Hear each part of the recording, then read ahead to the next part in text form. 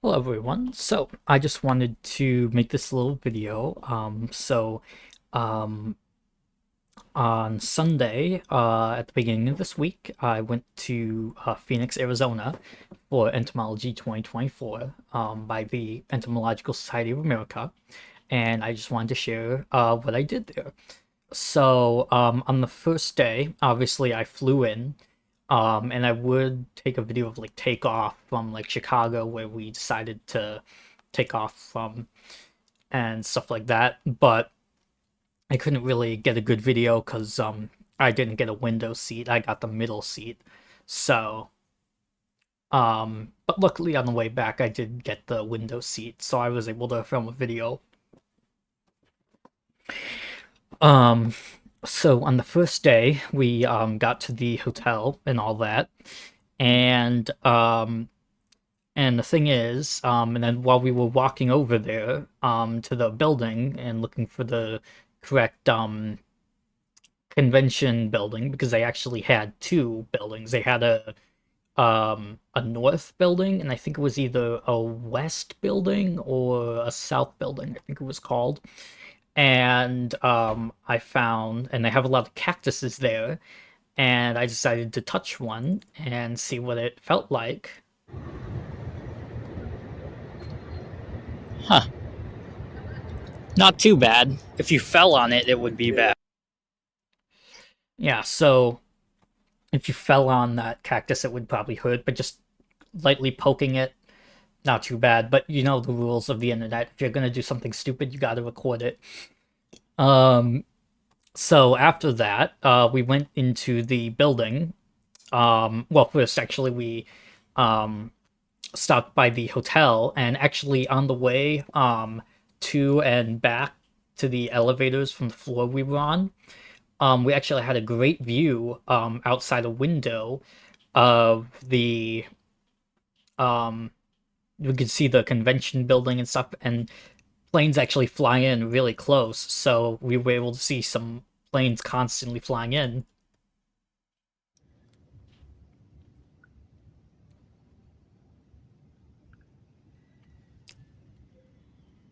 Right over there is the building. Convention center. Yep. This is the South Convention Center. I think of the West. That's the North one right over there. Yeah, so that was my mom. She came with me, and she said it was a really great experience, and she actually learned a lot. So actually on the first day, once we got into the convention center, I didn't really know what I wanted to do because, you know, compared to everyone else that was there, I'm a complete, like, I pretty much know nothing. So we just went around to different talks and saw and just decided to look at some interesting things and stuff like that. So that was pretty much what we did the first night. And then we decided to go get some dinner at this nearby restaurant that we found. Here's what my badge looked like. First time attendee. Um, I think this no camera thing means don't not taking pictures of me, which, I probably should. I want to be known. I want to be famous. I forget what these little things are. I think that's just like what I'm like specifically, what like groups I'm part of. But I'll share more about that in a little bit because it was actually something I did. So behind us, once we got seated, there were actually two guys who also, I think they were, yeah, they were professors who were actually doing a talk the following day. And we decided to go there talk. That was later on in the day. And then I wanted to go check out the exhibit hall that they had in like the lower floor. I guess you could call it like the basement of the north building. Um, and turns out at night it's like or later in the day. Yeah, at night it's like closed, but in the morning it was open. So we went down there, and we actually found some really funny stuff. Um, so I'll share a couple of things I found. So actually, they had like, it was really cool. There was this whole little booth where they had a bunch of like um display cabinets like that you would see at museums, and they actually had museum grade like display cabinets that you could buy. However, the cheapest one was $35, which I do not have the money for that. I had like I'll just say I had like a couple $100 in my account right now, so I did not want to waste my not waste, but like spend my money on that because I don't know how I would be able to get that home because the size was too big, and I don't know if I'd have to pay a little extra to like transport it back on the plane. So I just didn't bother. But one of the insects they had was a Dobson fly, which actually in Elden Ring, I was curious for the longest time if you ever see those, like if you ever play Elden Ring and you go near any area that like has a little pond or like a small lake or like lie near of the lakes, you see those bugs flying around. Those are actually Dobson flies, which is really interesting because they just put those in the game, which I found really cool. And they actually had some of those, and apparently they actually had tarantula hawk wasps, but they had like two of them. But apparently people already bought them, so if they had one more, I probably would have bought it. Um, because from what I understand, the tarantula hawk is actually Arizona's state insect. Let me see.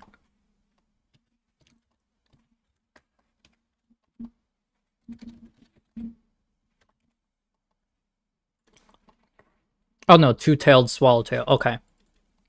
I think it's New Mexico's state insect. Yep, tarantula hawk wasp. So actually, in the exhibit hall, I also found I went to like this like um community created like art, and I found this one, which the joke just writes itself. Because tarantula hawks basically paralyze and eat tarantulas, so the joke just writes itself. Anyway, then later that day we went to the meeting of those two entomologists we met. One of their names was Wyatt, and he's really cool. And what we did was they were doing something called FIT, FIT, as it stands for Formal and Informal Teaching. And essentially what that is it's a new section of the Society of America that is going to deal with like outreach and like stuff like that. So I don't exactly understand exactly how it works, but from what I understand, you can join it, you pay some money, you join it, and you become like you can start doing like outreach stuff. I don't understand exactly how it works, but so what was really cool is I mentioned like how I do like content creation stuff, and he actually took my picture with my like name badge and everything so he can like remember who I am, which is really cool. And yeah, and then the following day in the morning we went back down to the exhibit hall one last time, and I got a couple I looked around some more, and I found some more cool things here. Let me show you with this video. So in the FIT meeting, they gave us these stickers, which these stickers were actually, the art was designed by like people who submitted it, and like I think it was like the top four um art was like put on these stickers, so they're deciding what they want the logo of the FIT thing to be. It also gave us this World of Insects calendar for 2025, which is really cool. I'll have to get like some kind of yeah, like tax or something to push it into the wall to keep it held, but I don't really use calendars anyway. And then this was really cool. So I found this there was a lot of like technology stuff for like measuring like certain things, and I found this one that's apparently made by this like group called Sable Systems International, and I thought I would just look it up real quick. Um, Systems International. Essentially, yeah, metabolic measurement systems. So essentially, what they do, their machines, and there's different sizes of them for different animals, is essentially you put it in and in this little vial or like in machine, and it can detect. Yeah, let's go to products here so I can show you. Except so let me just show you the one that they had. Let me see if I can find it. Um, yeah, let's do classic line. Um, Drosophila, I think. Drosophila.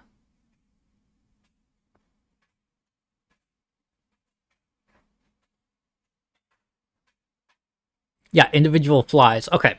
So essentially, the way that this works is you can put them in like this little vial, and then depending on where they move, these little like I don't know, um chips on the bottom will detect where the animal moves, and can also, by feeding oxygen into it, it can also detect how much oxygen is taken out. So you can learn, like, if you find a new species of insect or fly, for example, you can put it in a correctly sized little tube, hook it up to one of the machines, and you can see how much oxygen it takes when it breathes, and if you want to know when it's most active, you can get the data of when it moved around when it moves around the most, so you can see how active it is during what time of day, so you can learn more about like when the best time to go out and try and catch it or observe it is, which I found really cool. And then over here, there's this book here that I got, basically on like the medically significant invertebrates of the world, which I thought might be useful if I'm going to travel to other like states for these entomology things, which unfortunately I'm not going to be going to the one next year because it's in Portland, Oregon, which is, I think, yeah, it's just too expensive for us to fly to every too expensive to go to these things every year. But the one in 2026 apparently is going to be in Ohio, I think Columbus, Ohio. So I'm definitely going to be going to that one. And then this is really cool. So this is something that I also found in the exhibit hall. This is called Entoquip. And essentially, it's the if you want to catch bugs at night, then you just buy some of their stuff, which it was really expensive. So I just brought one of these things, entomology equipment.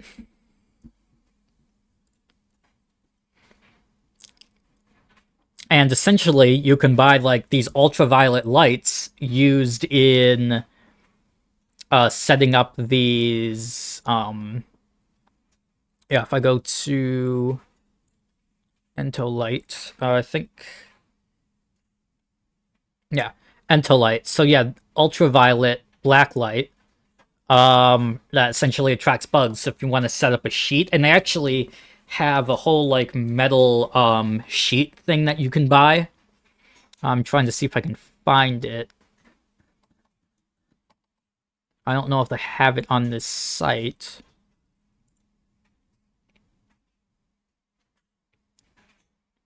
They also have a mini version. I'm trying to see if they have the like metal, because it's like a thing where you take those like PVC pipes and you put them together, and then you can just drape a like thing over it. I don't see the, like, oh, it's called Entoceptor. Let me see if I can find that. This Entoquip thing might be its own thing.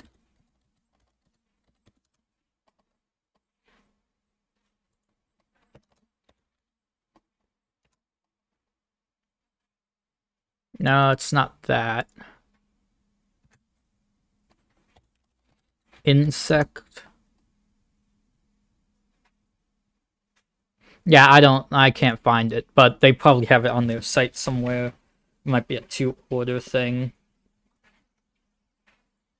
Oh, it's a new, okay, new Entoceptor for entomological surveys and research. Okay, so it's new, so they might just not have it on their, yeah, Entoceptor, $275. So they just might not have it on their site yet.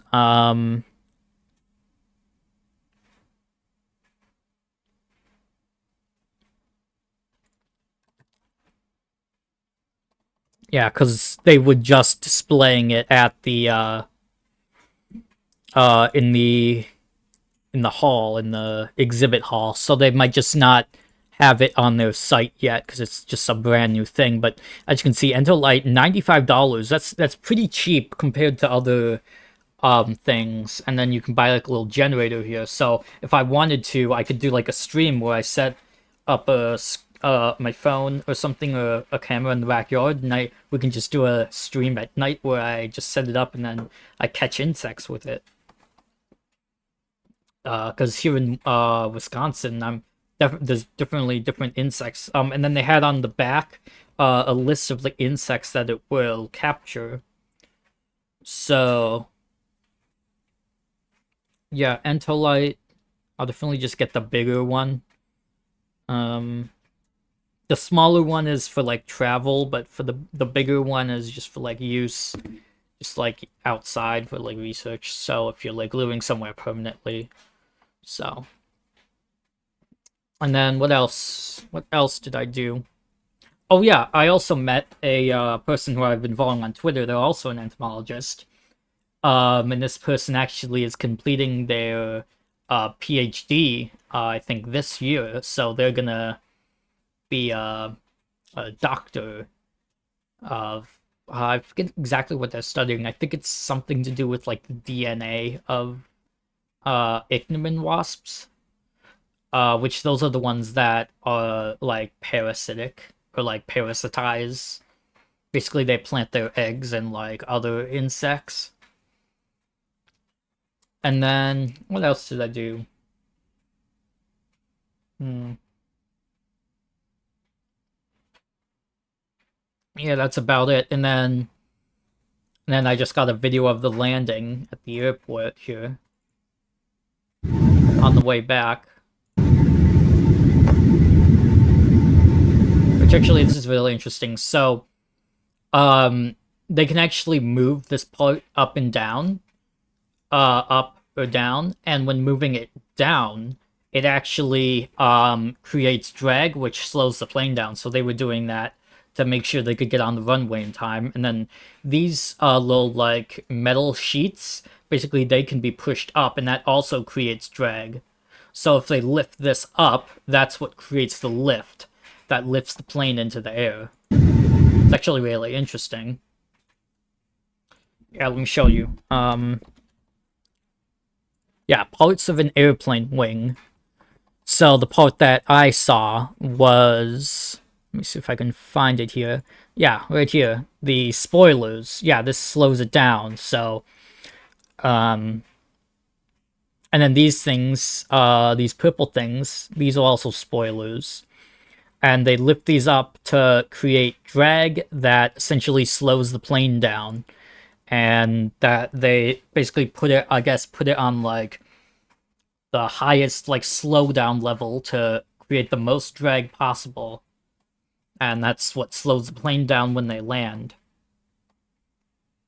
So yeah, I just wanted to share this, just my little experience, because yeah, why not?